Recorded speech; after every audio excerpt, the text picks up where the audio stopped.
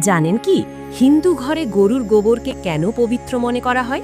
এর পেছনে আছে মা লক্ষ্মীর এক অবাক করা কাহিনী।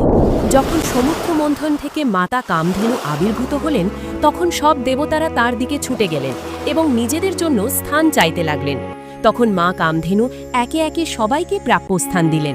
তার শিংয়ের গোড়ায় সর্বদা ব্রহ্মা ও বিষ্ণু বিরাজ করেন, মস্তকে স্বয়ং মহাদেব বাস করেন, নাসিকায় কার্তিকেয়র অবস্থান।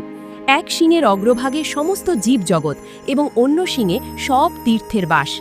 তার চোখে সূর্য ও চন্দ্র এবং উদরে গৌরী বাস করেন।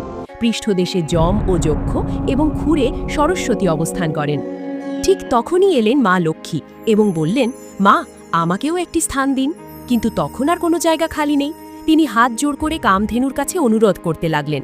তখন মা কামধেনু প্রসন্ন হয়ে বললেন, ঠিক আছে দেবী, আপনি আমার পৃষ্ঠদেশে বাস করুন।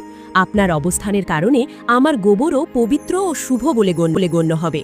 মা লক্ষ্মী গরুর গোবরে বাস করেন, সেই কারণেই আজও হিন্দু ঘরে গরুর গোবরকে শুভ ও পবিত্র মনে করা হয়।